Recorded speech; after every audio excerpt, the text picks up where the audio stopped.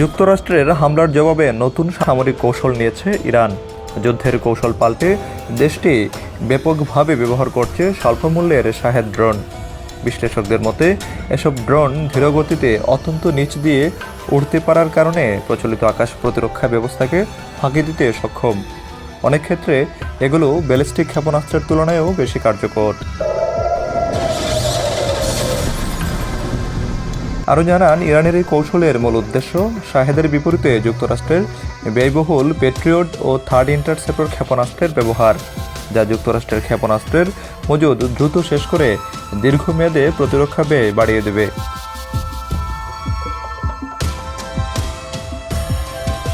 যুক্তরাষ্ট্র কংগ্রেসের শীর্ষ ডেমোক্র্যাটরা এ বিষয়ে উদ্বেগ প্রকাশ করেছেন।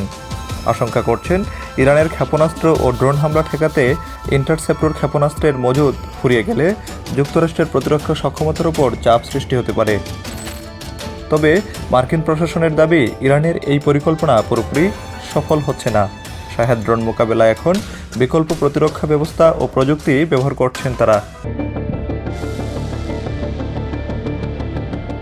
পেন্টাগনের সংবাদ সম্মেলনে মার্কিন জেনারেল কেইন বলেন, প্রতিরক্ষা ও পাল্টা হামলা উভয় ক্ষেত্রেই তাদের কাছে পর্যাপ্ত নিখুঁত অস্ত্রশস্ত্র রয়েছে। প্রতিরক্ষা মন্ত্রণালয়ের এক প্রতিবেদনে চলমান সংঘাতে যুদ্ধব্যয়ের বিষয়টি উঠে এসেছে। যুদ্ধের প্রথম কয়েকদিনে প্রতিদিন প্রায় $200 কোটি ও বর্তমানে সেই ব্যয় কমে দিনে $100 নেমে এসেছে।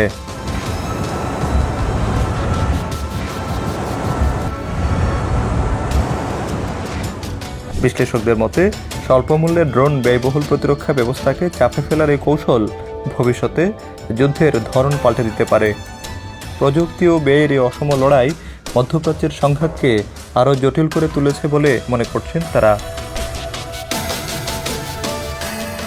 Desk report, BNews 24।